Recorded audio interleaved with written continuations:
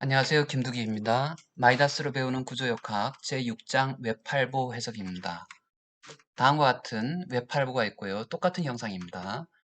첫 번째 거는 입체 요소로 모델링을 했고 두 번째 거는 보요소로 모델링을 했습니다. 캔틸레버 웹8보의 길이는 10m이고 폭은 3.5m. 그런데 끝단에서는 폭은 1m이고 두 종류의 단면을 가집니다. 이때 수직 하중과 수평 하중이 작용하게 되고 이로 인해서 발생하는 변형과 반력 그리고 부재력이 서로 두 가지 요소로 모델링을 해보고 난 다음에 결과가 어떤지 비교를 합니다. 단면은 재료는 콘크리트 270짜리를 쓰고요. 지금은 27메가파스칼, 옛날 단위로는 270kg 포스 스퀘어 센티미터. 단면의 형상은 직사각형 단면이고 그 다음에 폭과 높이, 폭과 춤이 3500, 2500 단위, 3500, 2500, 여기는 1000, 2500입니다. 단위를 썼고요. 하중은 가로 세로 1톤 절점 하중이 작용했고 참조 자료는 링크를 보면은 이렇게 마이다스에서 제공하는 PDF를 볼 수 있고요. 일반적으로 확인한 것은 반력과 변형 형상과 부재력을 확인을 하게 되는데요. 반력은 그 크기가 외력의 크기와 같은가를 확인을 하고요. 변형 형상은 하중이 가해주는 방향으로 변이가 그럴듯하게 발생하는가를 확인합니다. 그 다음에 부재력은 우리가 부재를 설계를 하는데 사용하는데요. 보로 모델링 했을 때 발생하는 최대 휨 모멘트, 일반적으로 휨 모멘트와 전단력 값이 에, 입체 요소, 솔리드라고 부르는데요. 솔리드로 모델링을 했을 때 발생하는, 이때 솔리드일 때는 응력이 발생하게 되는데 응력을 합산하게 되면은 우리가 부재력이 됩니다. 힘이 되는 거죠. 각각의 값들을 서로 비교해 봤더니 아, 수평력에 의한 휨 모멘트가 1.25로 서로 동일하게 나오고요. 수직력에 의한 휨 모멘트가 10으로 서로 동일하게 나옵니다. 질문으로는 솔리드와 빔 요소의 차이점은 무엇인가? 3차원적인 요소와 2차원적인 요소. 3차원적인 요소는 절점당 회전 자유도가 없고요. 빔 요소는 절점당 3자유도. 어, 3차원적에서는 조금 자유도가 6자유도를 다 갖고 있고, 요거는 절점당 3자유도를 갖고 있습니다. 자유도란 것은 이동하는 방향이 몇 가지 방향이냐입니다. 그 다음에 깊은 보와 얕은 보의 차이점은 무엇인가? 보가 보통은 티모셴코, 베르누이 정리, 베르누이 정리를 쓰다 보면은 얕은 보 가정이 있는데요. 깊은 보일 경우는 전단력도 중요하다입니다. 실제 이제 문제를 풀어보겠습니다. 마이다스를 실행을 하고 이 중에서 마이다스 젠 혹은 마이다스 CB를 실행합니다. 저는 마이다스 젠을 실행하겠습니다. 마이다스 젠이 실행됐고요. 새로운 프로젝트를 열고 만들고 그다음 이 프로젝트의 이름을 저장합니다. Save as. 처음부터 자꾸 저장하는 습관을 들여야 됩니다. 아니면 날려버릴 수가 있습니다. 허망합니다. 그래서 단위는 오른쪽 하단에 톤포스 미터 단위로 했고요. 그 다음에 재료를 선정합니다. Property, Material에 들어가 가지고요. 재료 콘크리트 재료부터 하겠습니다. 예전 단위로 C270이라고 했고요. 이름을 붙이고 재료는 콘크리트고 설계 기준은 KS 옛날에 C빌의 RC로 해가지고 C270이라고 했고요. 이렇게 C270 단면의 형상은 두 가지 단면이죠. 직사각형 단면인데요. 직사각형 단면인데 솔리드 렉탱글 하나는 첫 번째 끝단에선 R-1이라고 했고 정리를 했는데 가로 콕은 높이 춤은 2.5로 동일하고 폭은 3.5 해서 하나 만들고요. 다른 거 R2는 섹션 넘버 요건 자동으로 변했죠. R2 두 가지 단면은 두 번째 단면은 폭이 1.1로 줄어들었습니다. 끝단이니까 이렇게 줄어들어서 apply 두 가지 단면이 만들어졌습니다. cancel 이렇게 close 넣습니다. 먼저 솔리드 입체 요소를 만들기 위해서 면을 만들고 그 면을 익스트루드 잡아당겨 가지고 입체를 만들도록 하겠습니다. 면을 만드는 것은 스트럭처에서 기본 스트럭처에서 플레이트가 있습니다. 플레이트에서 만들기 시작합니다. 가로 폭은 10m, 길이 방향으로 10m고요. 그 다음에 폭 방향으로는 3.5m, 재료는 270. thickness는 플레이트 같은 경우에 있어서는 두께가 들어가야 되는데 그건 나중에 지워질 거기 때문에 신경 안 쓰고 그대로 하겠습니다. 그 다음에 개수는 요소의 개수는 가로로 20개를 하고요. 그 다음에 세로로 7개를 하겠습니다. 20개를 한다는 얘기는 우리가 가로 길이가 10m니까 이거를 0.5m 간격으로 자른다는 얘기죠. 그 다음에 세로 방향도 3.5m니까 0.5m씩 요소를 자른다는 얘기입니다. 그 다음에 인서트 하게 되는데요. 요점이 원점으로 들어가게 되고 근데 가로축이 x고 세로축이 Z축, Z축인데 여기 보면은 세로 가로축 G축인데 이걸 회전을 시켜야지 X, Y 상에 들어갈 수 있습니다. 여기 X, Y 글로벌 코디네이트. 그러면 X축에 대해서 반시계 방향으로 90도를 회전을 시키고요. 그래서 show number 이렇게 보면 1, 2, 3, 1번 노드가 여기 들어가는 거죠. apply 하면 들어갔습니다. 들어갔죠? close 시켰습니다. 그 다음에 이것을 잘라낼 겁니다. 끝단에서. 이것은 지금 보기에서 먼저 좌표축을 이렇게 보면은 X, Y, Z축이 돼 있죠. 오른쪽에. 이것을 위에서 내려다 본 거 평면도라고 부르죠. Z축에서 단과 같이 있고요. 여기서 8칸, 0.5c니까 하나, 둘, 셋, 넷, 다섯, 여섯, 8칸을 제외하고 잘라서 없애버려야 됩니다. 이것을 없애버리는 것은 먼저 선정을 합니다. 왼쪽에서부터 오른쪽으로 이렇게 하나, 둘, 셋, 넷, 다섯, 여섯, 일곱, 여덟 이렇게 선정을 했습니다. 이것을 딜리트 키로 지워버리고요. 이놈을 3차원으로 보고 이렇게 X, Y 방향이죠. 이것을 위로 잡아당길 겁니다. 엘리먼트, 익스트루드 나가지고 전체 플레인을 평면을 솔리드로 하고 원래 플레이트 요소 여기 보면은 지금 다시 돌아가지 못해서 그런데요. 다시 돌아가 볼까요? 시간이 걸리더라도 웍스에 보면은 엘리먼트가 플레이트 엘리먼트가 80개가 있잖아요. 그죠? 80개가 있습니다. 이것이 플레이트가 있으면 안 되고 솔리드만 있어야 되잖아요. 이게 나중에 지워지려면은 아, 요소에서 extrude 다시 넘어가고 어, 플레인을 솔리드로 하고 원래 소스인 플레이트 엘리먼트를 삭제하라는 얘기고 그 다음에 개수는 Z축 방향으로 요소의 개수를 8개를 만들겠습니다. 2.5m 8개 만들고요. 8번 생성을 하고 이걸 전체 선택을 해야 되죠. All 선택을 하고 Apply를 누르면 단 것 같습니다. 히든으로 나타내면 단 것 같고요. 그 다음 아래 보요소를 생성하겠습니다. 보요소 Create 노드 부분에서 Create 노드에서 0,0에서 노드를 생성을 하고요. 그래서 전체 보기면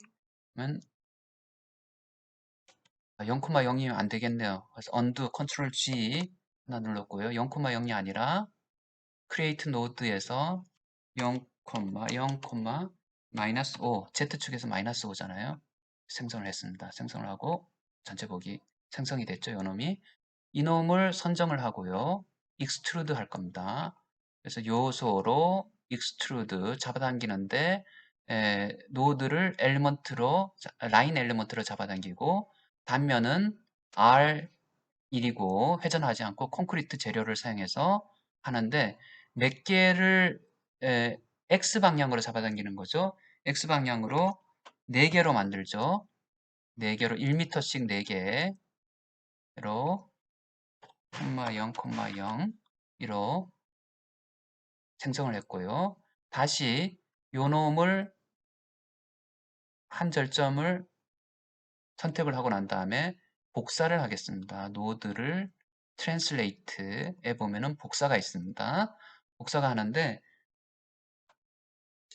y 방향으로 1.25만큼 복사하겠습니다. 0,1.25, 0으로 해가지고 복사를 했습니다. 생겼죠? 그 다음에 이놈을 선정을 하고 다시 익스트루드를 하겠습니다. 익스트루드, 엘리먼트에서 익스트루드 다시 하고 단면의 형상은 R2로 바뀌었죠. 바뀌고 그 다음에 Z축 방향으로는 1m 간격으로 6번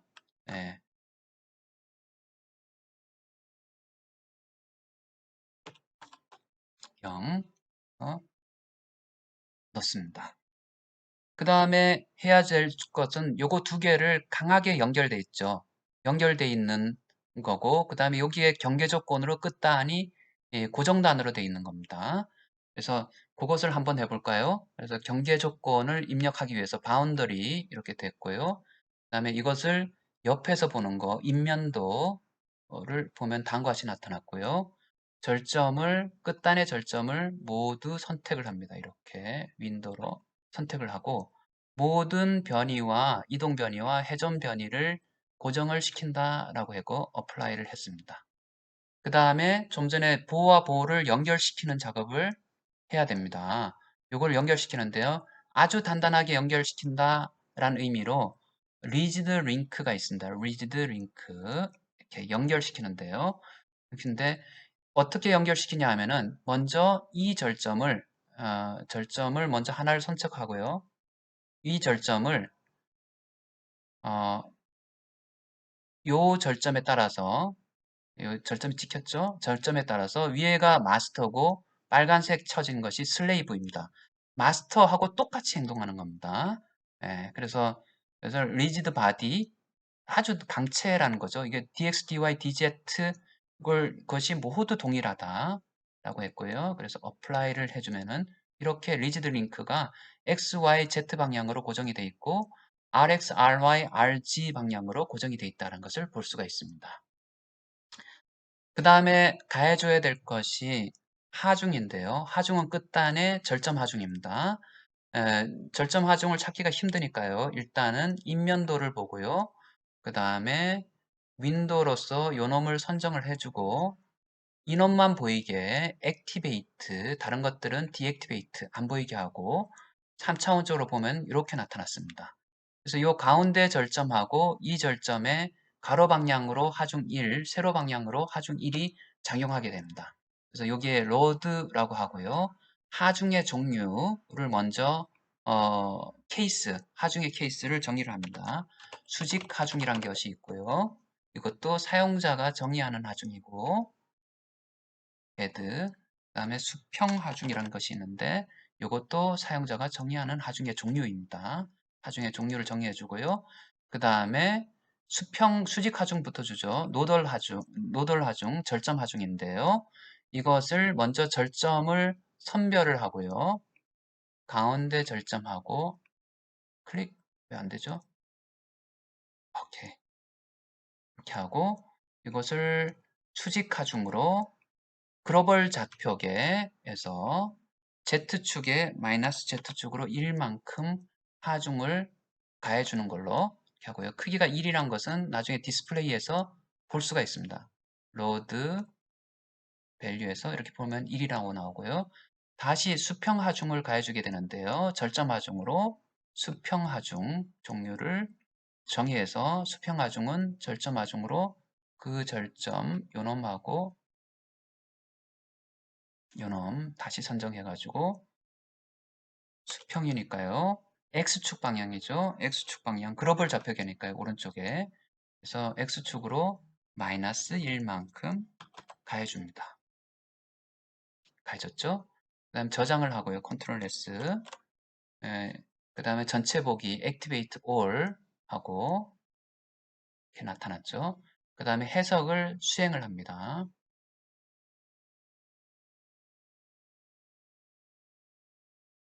네. 해석이 끝났고요. 결과를 봅니다. 결과는 리절트에서 볼 수 있는데요. 제일 처음 보는 것들이 반력을 보게 되고요. result reaction의 리액션 근데 요 같은 경우는 입체 요소 같은 경우 반력을 보기가 힘드니까 나중에 썸으로 봐야 되고요. 썸을 각각의 절점에서 나타나는 반력들을 다 합쳐가지고 전체 반력을 구합니다. 수직 하중에서 일단은 요 경우 보에 대해서는 눈으로 확인하기가 쉬우니까요. 밸류 값으로 이렇게 수직 하중에 대해서 보면은 어, 조금 더 작게 나타냈고 1이란 게 나오죠. 그 다음에 수평 하중에 대해서도 1이란 게 나오는 것을 볼 수가 있습니다. 이것도 나중에 확인을 해보면 되고요. 조금 더 솔리드 엘리먼트 같은 경우는 복잡합니다. 입체 요소 같은 경우는 응력 형태로 나타나기 때문에 면적을 다 더해줘야 됩니다. 면적을 곱해서 더해주는 거죠. 두 번째 보는 것이 변형 형상입니다. 그래서 디스플레이스먼트 컨투어 보고 수직 하중이 일반적으로 적당하게 나오는지 디폼드하고 언디폼드 쉐입을 같이 나타내 주는 거죠. 숫자가 나타나기 좀 어려우니까 밸류를 없애면은 좀 확대해서 보겠습니다. 이렇게 수직 하중에 의해서 이렇게 변형되는 걸 볼 수 있고요. 적당하게 나오는 거죠. 그죠? 수평 하중에 의해 가지고 변형되는 걸 찌그러들기도 하고 이쪽으로 회전도 하네요. 보는 것을 볼 수 있습니다. 그 다음에 부재력, 우리가 부재력이 중요하니까 부재력이 제대로 나오는지를 확인을 해야 됩니다. 부재력을 확인하는 데 있어 가지고 일단은 사람들이 많이 헷갈려 하는 것이 컴포넌트, 어떤 성분이냐, 이거는 요소 성분입니다. 요소에서 나타나는 성분인데요. 자, 한번 포스에서 빔 다이어그램을 보겠습니다. 빔 다이어그램에서 우리가 수직 하중에 대해서 우리가 여기서 my 값을 택해야 하는데 왜 my 값이냐 라고 했을 때 언디폼드로 하죠. 여기서 이렇게 나타나는데 왜 my 값이냐, 이게 mx 값이 아니냐 라고 했을 때 요소별로 좌표계가 있습니다. 글로벌 좌표계가 있고요. 요소별로 요소 좌표계 엘리먼트 코디네이트 시스템 혹은 로컬 코디네이트 시스템이 있는데요. 이것을 조금 확대를 해서 보면은 시간을 좀 쓰겠습니다. 확대를 해서 보면 여기 요소인데요. 요소에 엘리먼트에 로컬 액시스가 있습니다. 보면 이렇게 나타나 있죠. 보면은 여기에 RGB 컬러입니다. 레드, 그린, 블루를 가지고 RGB 컬러를 그러는데요. 거기에 순서에 맞춰서 X, Y, Z, X 방향, 요소의 방향, Y 방향, Z, Z 방향이 나타나 있고요. 그 방향으로 엄지손가락을 Y에다 갖다 놓고 회전하는 방향이 모멘트의 방향입니다. 그래서 이 같은 경우에 MY가 되고요. 만약에 수평 하중인 경우는 수평 하중이 정해져 있을 경우에 그냥 MY로 나타내라 라고 한다면요. 어, 이것이 값이 나타나지가 않습니다. 아, 수평 하중이 작용했을 때는 뭐냐 하면은 MZ가 되는 거죠. MG 값이 돼야지 모멘트가 나타나게 됩니다. 그리고 그 값의 크기를 나타낼 때는 자, 이제 로컬 액시스를 지워버리고요. 크기 값이 얼마가 나타나느냐라고 했을 때 그 밸류 값으로 최대값, 미니하고 맥스 값을 소수점 두 자리까지 나타내라 라고 하면요. 맥스 값은 나타내지 말고 두 자리로 나타내면 1.25가 나타났죠.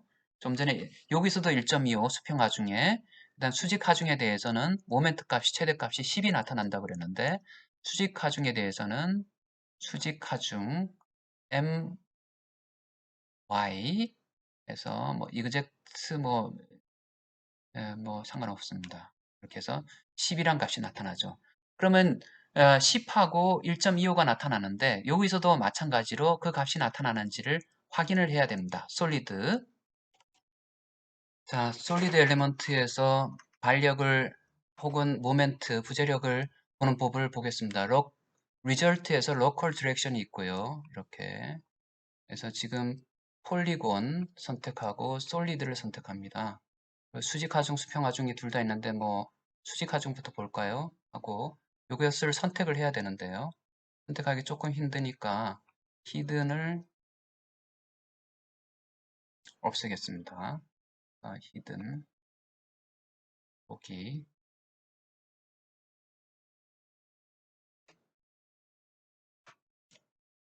네, 여기서 이렇게 다시 왔고요. 이게 솔리드가 잘 안 나타내져 가지고 로컬 디렉션에 솔리드 히든 페이스로 나타내고요. 이렇게 뭐가 나타내졌고 전체 보기 해서 어, 폴리곤, 솔리드 이 선택을 하게 되는데요. 선택은 하나, 둘, 셋, 넷, 다섯 선택을 했습니다.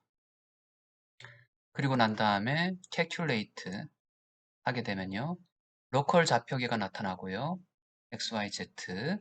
그 다음에 수직 하중에 대해서 모멘트 값이 Y방향 모멘트, Y방향, 그러니까 Y가 이거죠. 녹색의 10이 나타나는 걸 알 수 있고요. 발력의 경우도, 방력의 경우도 Z방향 발력은 마이너스 1 나타났고, 수평 하중에 대해서 calculate 하게 되면은 어, Z방향에 대해서 모멘트가 1.25가 나타나는 걸 알 수 있습니다. 그리고 X방향에 대해서 발력의 크기도 1이 나타나는 것을 볼 수가 있습니다. 네, 보호 요소와 동일하게 나타나는 것을 확인할 수가 있습니다. 둘이 형상은 같죠? 여기 보호 요소로 모델링한 거고요. 요게 솔리드 요소로 모델링 했습니다. 이게 히든으로 나타냈는데 그냥 라인으로 나타내면 이렇게 나타내지. 절점. 자, 여기까지 하겠습니다. 감사합니다.